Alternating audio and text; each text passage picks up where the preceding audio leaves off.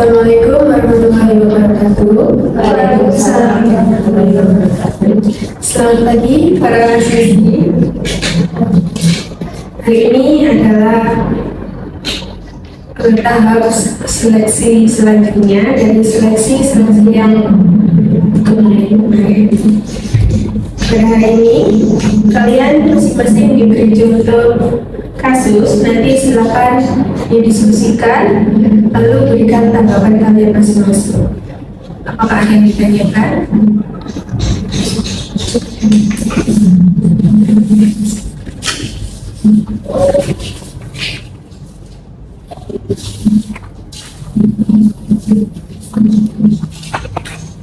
Saya beri waktu untuk membaca video.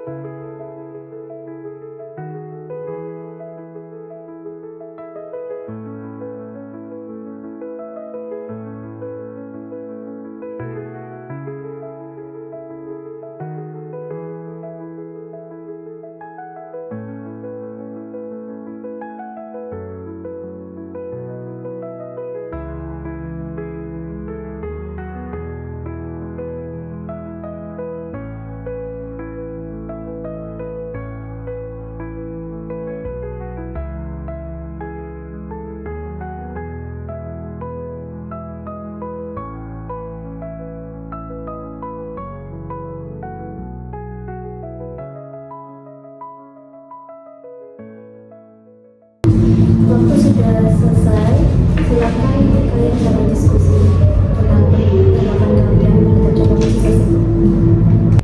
Baik, untuk permasalahan pertama ini tadi kan tidak menggunakan omset dan omset dari 45% sampai enam makin kosong. Kemudian adanya kasus korupsi, usaha fasilitas, dan terakhir itu untungnya produktivitas karyawan. Jadi untuk permasalahan ini, solusi yang dapat saya berikan menurut saya itu kita memperbaiki dulu dari sumber daya manusianya, karena tadi kan adanya kasus korupsi ya. Nah, kasus korupsi ini membuat penurunan omset dari 45% sampai 50%. Nah, hal ini tuh yang menurut saya menjadi fokus utama dalam penyelesaiannya, karena cukup membuat penurunan atau perubahan signifikan dari omsetnya sendiri. Selain itu, setelah memperbaiki sumber daya manusianya, karena telah korupsi itu tadi, kita mengevaluasi kinerja karyawannya, karena mungkin dari kinerja karyawannya tadi juga mempengaruhi adanya kasus korupsi itu tadi, karena adanya kasus korupsi tadi bisa, menurut saya juga bisa menurunkan produktivitas karyawan, karena kan mungkin ada beberapa faktor, mungkin faktor internal atau eksternal yang mempengaruhi produktivitas karyawan, mungkin entah itu dari gaji atau fasilitas dari produksi atau barang itu tadi kurang memadai. Iya sih, saya setuju sama Mbak Aul, karena kalau misalkan dari kasus yang sudah diberikan ini, itu kan dari penurunan omset 45-50%, terus ada juga kasus korupsi. Nah, itu dari dalam, dari manajerialnya sendiri, dari internal sendiri itu kan udah bermasalah. Jadi kalau dari dalamnya itu nggak segera diselesaikan, maka nantinya itu yang eksternalnya itu susah untuk mengikuti dari yang internalnya itu. Nah, untuk yang masalah kasus korupsi itu kan menyangkut adanya integritas dan juga tata kelola serta kepercayaan baik di dalam organisasi maupun dari mitra bisnis eksternalnya. Dan nantinya setelah dari manajemennya itu sudah diperbaiki, yang korupsi itu sudah diberantas, maka nantinya kita bisa lanjut ke tahap yang kedua, yaitu prioritas kedua kita, di mana kita harus mengusut terkait dengan produktivitas karyawannya. Karena nantinya ketika dari produktivitas karyawan yang turun, entah itu dari karyawannya yang asal-asalan kerja atau apa, itu kan mungkin faktornya kan bisa beragam ya. Entah itu salah satunya dari faktor individunya itu sendiri yang memang malas-malasan, atau mungkin bisa dari faktor yang dihasilkan akibat dari si manajerialnya yang bermasalah ini lagi. Jadi ketika nantinya SDM-nya sudah diperbaiki, baru kita bisa masuk ke unit mesinnya. Karena ketika kita sudah mendapatkan SDM yang layak dan baik yang benar-benar berkompeten, Maka nantinya itu unit mesin produksi ini bisa digunakan dan juga mengatasi permasalahan yang paling utamanya, yaitu yang dari luarnya itu tadi, untuk mengatasi pesaing dari Cina. mungkin beberapa dari prioritas yang harusnya sudah dibahas tadi sama Mbak Dia sama Raul, saya sudah menemukan di bentuk usulan solusi ya dalam jangka pendek sekitar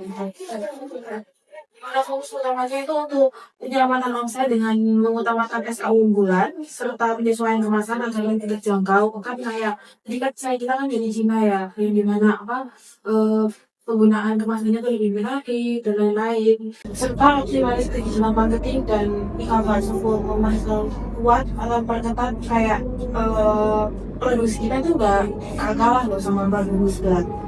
Lalu untuk di sisi operasionalnya dilakukan automation, outsourcing selektif dan menjadwalkan ulang produksi untuk mencegah out of stock. Dan untuk yang isu korupsi tadi seperti yang dibahas itu perlu diterapkannya zero tolerance melalui audit independen dan perbaikan SOP anggaran. Itu jadi dari beberapa yang tadi sama Mbak Jen sampaikan itu tadi ada penambahan solusi mengenai utamakan SKU unggulan yang bisa membuat omset tadi menjadi menarik. Lalu menurut saya ini permasalahan utama yang harus dibahas terkait penurunan omset, di mana akibatnya saya berbiaya perlu melakukan reposisi tinggi dan tidak semua produk harus bertarung di harga murah. Lalu untuk terkait masalah ini ada kasus korupsi internal, di mana masalah ini yang harus diselesaikan. Saya melihat ini tuh sebagai prioritas awal karena menyangkut kepercayaan dan keberlanjutan perusahaan. Langkah-langkah ini yang perlu diambil tuh penegakan sanksi yang tegas dan transparan, serta perbaikan sistem pengendalian internal. Selanjutnya itu ada kerusakan fasilitas logistik dan di mana yang dapat berdampak langsung pada suplai ke pasar. Dalam jangka pendek, solusi yang realistis adalah outsourcing produksi secara selektif untuk menjaga ketersediaan barang. Sementara itu, perusahaan ini tuh perlu membuat roadmap pengerjaan mesin dan sistem maintenance yang berdisiplin agar masalah serupa tidak terulang. Selanjutnya ada juga menurunnya disiplin dan produktivitas karyawan.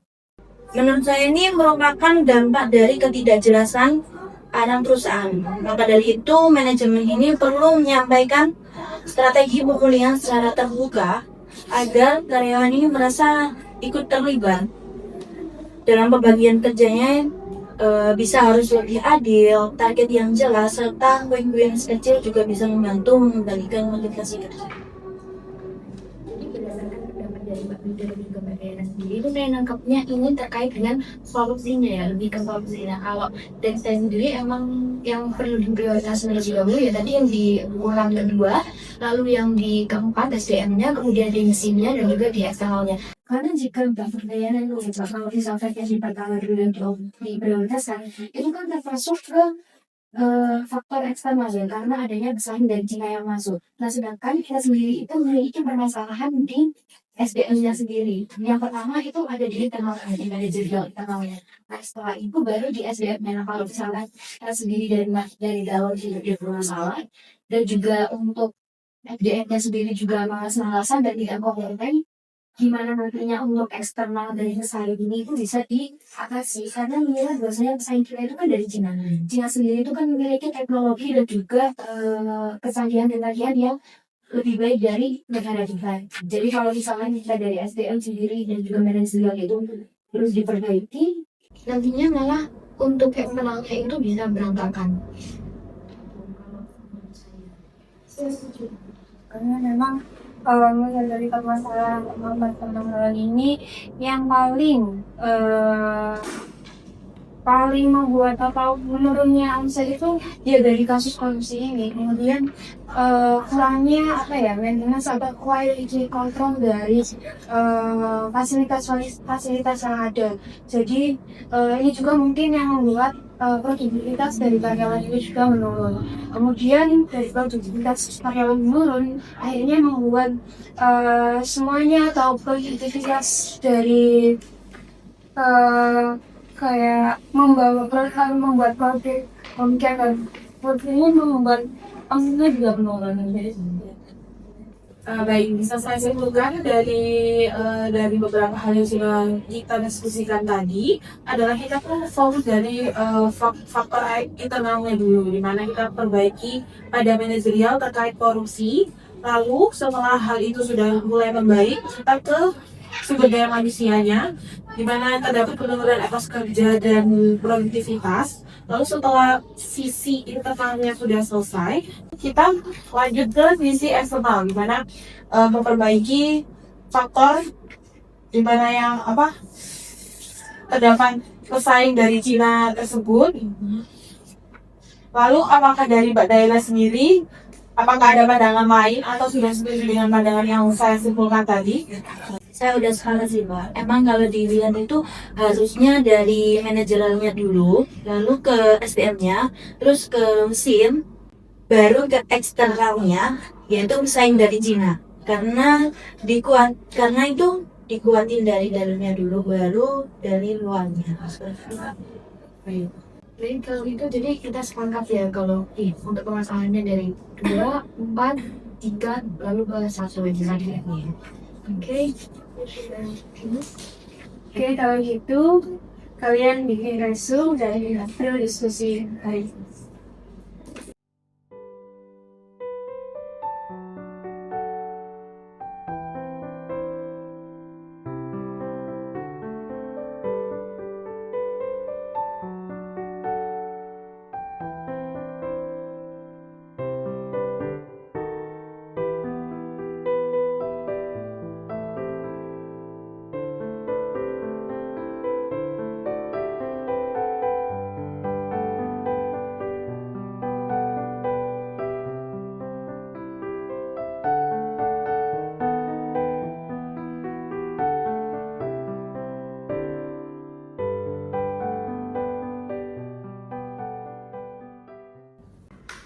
Jadi kita udah melakukan diskusi dan juga resume sudah selesai dari kami. Apakah ada tambahan? Sudah selesai.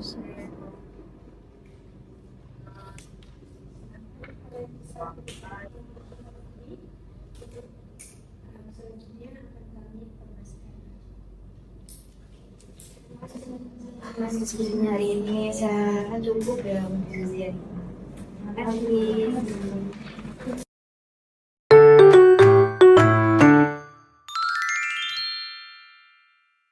Assalamualaikum warahmatullahi wabarakatuh. Waalaikumsalam warahmatullahi wabarakatuh. Selamat pagi saudara saudara. Pada pagi hari ini adalah tahap AC yang selanjutnya, di mana kalian akan berdiskusi terkait soal kasus yang akan kami berikan. Sebelumnya, ini adalah soal kasus di mana kalian mungkin bisa belajar terlebih dahulu selama 10 menit.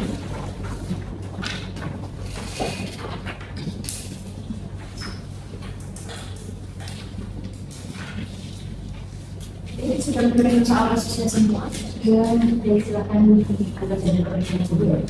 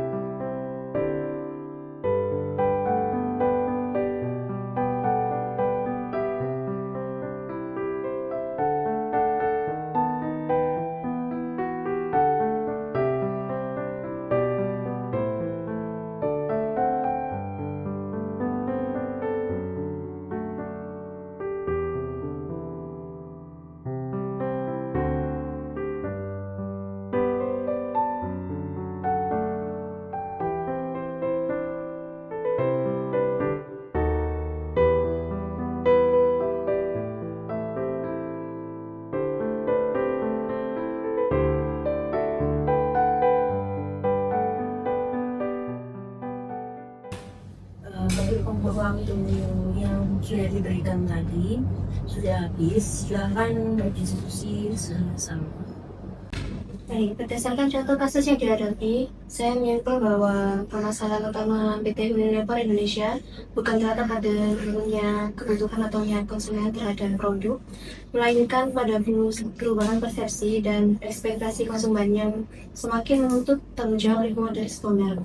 Penurunan citra akibat penggunaan kemasan plastik sekali pakai berpotensi berdampak lebih besar terhadap kinerja penjualan apabila tidak segera direspon secara tepat.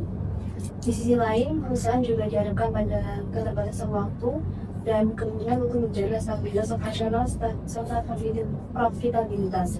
Oleh karena itu, diperlukan strategi yang realistis, bertahap dan terukur, yang mampu menyeimbangkan antara tuntutan keberlanjutan, efisiensi biaya, serta kinerja bisnis, sehingga perusahaan dapat mempertahankan daya saing sekaligus memperkuat citra merek dalam jangka pendek hingga menengah.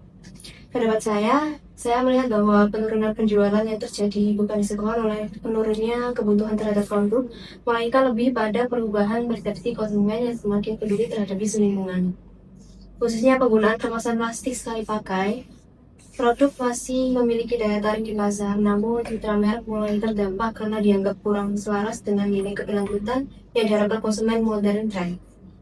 Oleh karena itu, solusi yang saya ajukan perlu mampu menjawab ekspektasi konsumen tanpa mengganggu stabilitas operasional dan profitabilitas perusahaan. Dalam jangka pendek, perusahaan dapat melakukan penyesuaian kemasan secara bertahap, seperti pengurangan penggunaan plastik melalui lightweight packaging, serta penambahan pesan komunikasi pada kemasan dan titik penjualan yang menegaskan komitmen Unilever terhadap keberlanjutan.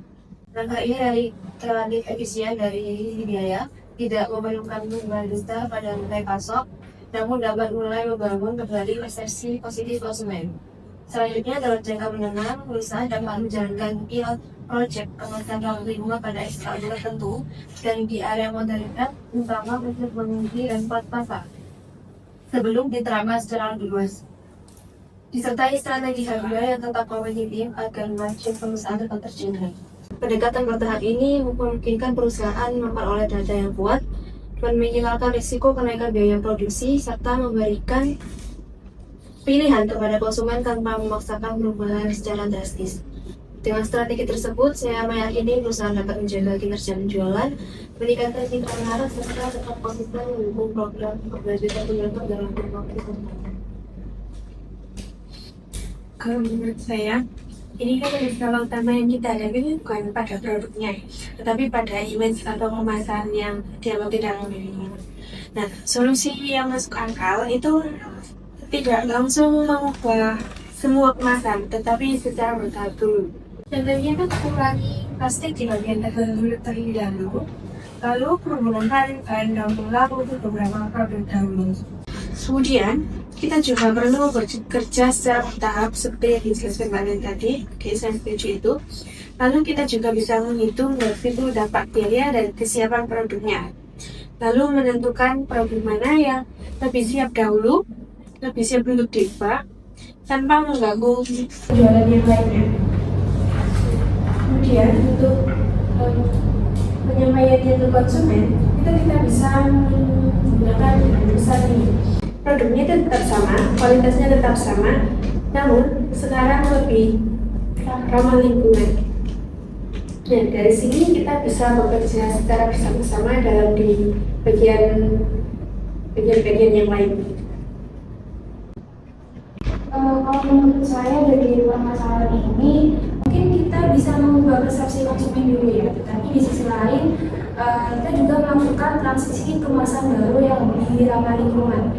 Jadi dalam mengubah persepsi itu, di sisi lain kita juga melakukan transisi kemasan baru yang lebih ramah lingkungan dengan membuat iklan promosi tadi yang promosi yang berkala. Jadi dengan di dalam iklan atau promosi itu tadi kita membuat jargon yang tadi Mbak Bila sampaikan bahwasanya kualitas sama, harga sama, tetapi untuk kemasannya itu lebih ramah lingkungan. Kemudian kita bisa menempatkan juga harga jual yang lebih relevan dari yang kita sudah lakukan yaitu melakukan transisi ke masa baru. Seperti itu yang dapat saya sampaikan. Mungkin tambah dari saya, ya, mungkin saya sudah setuju dengan strategi yang disampaikan oleh Ani dan ya. Mungkin saya akan memberikan gambaran mengenai strategi yang sudah disampaikan seperti langkah implementasinya. Dimana yang pertama itu penggunaan vaksin daur ulang atau PCR atau kemasan itu pada prioritas kita lakukan dulu. Jadi kita fokus untuk secara bertahap untuk lalu untuk menyerapkan dari EcoPack tanpa menghilangkan masa lama. Lalu yang ketiga ada edukasi konsumen melalui label kemasan dan kampanye digital. Lalu yang keempat ada pengendalian biaya melalui optimalisasi rantai pasok dan kerjasama dengan pemasok. Dan yang terakhir ada monitoring respons pasar selama 6 hingga 12 bulan sebelum kita melakukan ekspansi kembali. Mungkin itu saja sih tambahannya. Oke, jadi bisa disimpulkan dari beberapa solusi kita berempat. Meliputi masalah tersebut, kami mendapatkan beberapa solusi dan implementasi. Jadi untuk sesi diskusi kali ini, apakah ada tambahan dari beberapa sesi dan asesor? Oke. Sudah cukup. Oke, baik. Sudah. Baik, jika sudah diskusinya tadi, silakan saudara membuat resume dari hasil yang sudah didiskusikan tadi.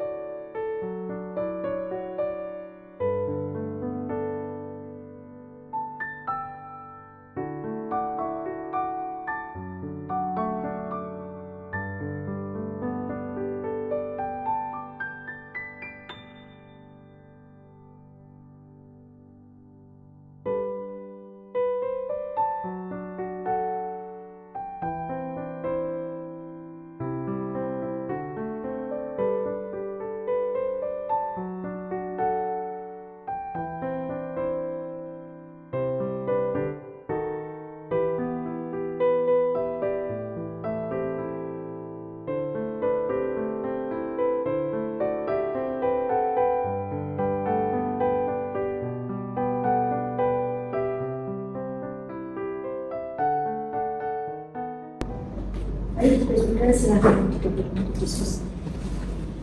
Baik, untuk sesi diskusi kali ini sudah cukup dan kita semua juga sudah sepakat. Jadi untuk sesi kali ini kurang lebihnya terima kasih semuanya karena kita sudah berdiskusi. Terima kasih.